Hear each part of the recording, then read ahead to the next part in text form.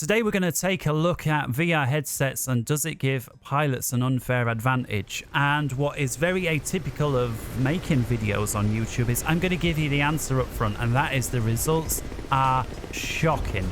This is something that Eagle Dynamics needs to sort out. Can add about 1 million little advantages on for VR, you know, the big ones being like situational awareness and the feeling of which way up your plane is, judging distances, gaps, all of that, that's been around since day one. The biggest difference I find, and this is huge when it comes to competitive play, is the range at which you can see enemy aircraft. Guys, prepare to have your minds blown. This, if you're not using VR and you're getting shot down and you don't understand why, is going to answer all of those questions. So here we are in the F-18 and we're expecting to run into a couple of F-18s coming in the other way. The settings are maxed out at 4K and this is going to give you a little flavor of what things are like. After this, we'll conduct the same test on 2K, then we'll conduct the test with an A-10 Charlie coming the other way, and then finally we'll switch things over to VR. Sometimes you'll hear me talking about the test as though there's no such thing as VR and we're just tinkering with graphics settings. That is the original purpose of this video. The problem was, as I was working my way through, I realized there's almost no difference here and decided to switch things up to the age-old controversy, the battles that have been raging in forums for years. Does VR give pilots an advantage? Well, here's your answer. I've disabled track IR because this is all about just normal zoom. Can we see them? By the way, everything here default weather, default season, default time of day, default map. This is as average as you're going to get things. And you can see there on the heads-up display with the RWR sources clearly marked. Again, the aircraft ever so slightly off to the right is the higher one. And if I just dim down the heads-up display a tad so it doesn't get, perhaps if I just off-center a little bit as well. Can anybody see anything yet?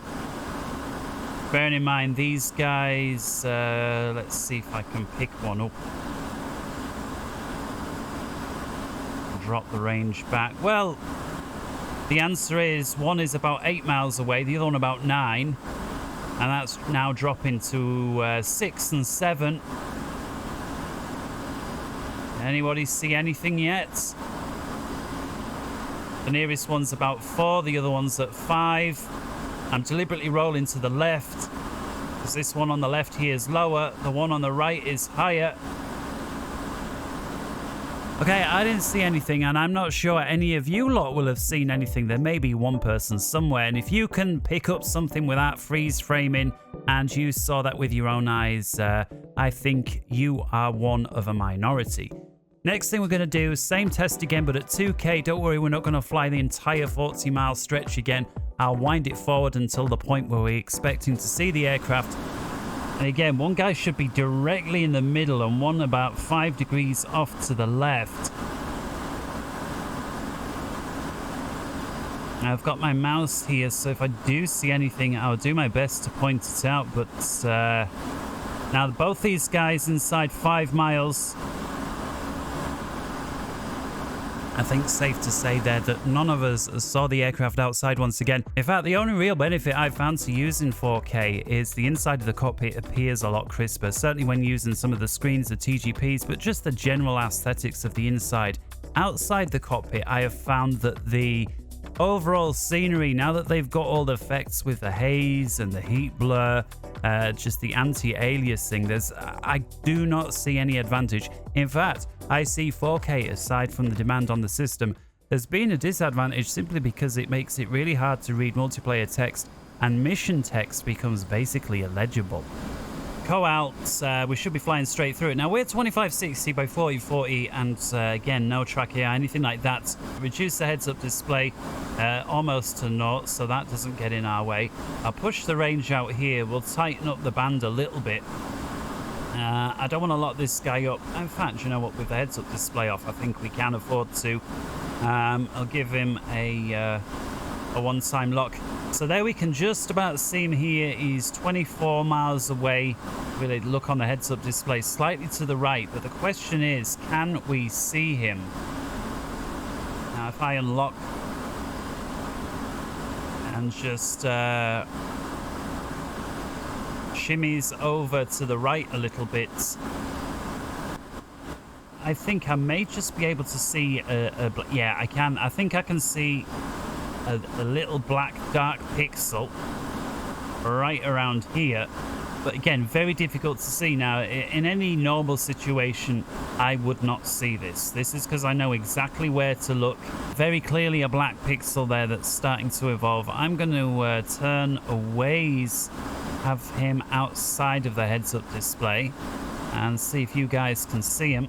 Little clue for you, you're no longer looking for a black dot. You're now looking for a slightly more detailed grey aircraft. I had to wind it back frame by frame to get it to this point where I found where it entered the frame.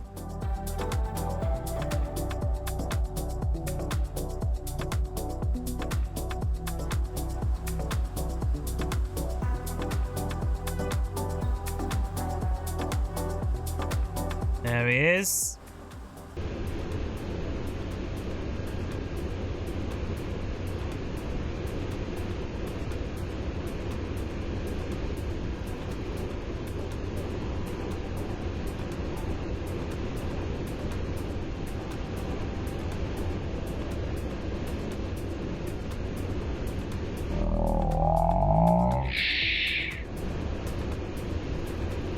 You know, I just get the feeling in track IR, these, sorry, in, I beg your pardon, in VR, that these guys are easier to see. Alright, I'm unpausing, I'm here in VR, let's hit it. I'm a little bit out of place, I need to recenter, bang. Right, there we go. I can already see the A10.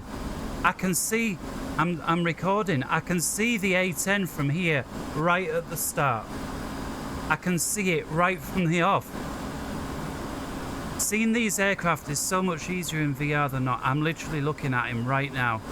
I'm going to try this in the F-18. This time it's the F-18 one again. Now if you remember on this prior, both on the 4K and the 2K options, I was unable to see the F-18s at all at any distance. One passing under us, one passing over us, and I just couldn't see them. And I'm using the Oculus Rift 2, you know, the second Oculus headset that is now obviously a little dated. So I'm already seeing the F-18 that's high up. I can see him. He's 25 miles away and I can see him. Oh my, and I can see the guy lower down. He's about 2 degrees. The lower one is about there. He's about 2 degrees below the horizon. The other guy is right up there where that blue cross is, coming up to 4 degrees. He's about to move on to 5. Oh my goodness. VR enables you to see enemy planes from... It's not just like it's 10 or 20%, it's like... And so the conclusion really has to be that there are massive advantages to be had in VR that go over and above what would be expected. There is no reason VR should be given the ability to see aircraft that are 25, 35 miles away when the guy with a regular screen can't see them even when they're almost right in front of him. That being said, I hope you've enjoyed this video. Ensure that you leave a like if you found it useful. And as a little thank you, we've got some nice screenshots here of the A10 Charlie. Feel free to screenshot and use them as your own. Until next time, wherever in the world you may be, take care. Bye-bye.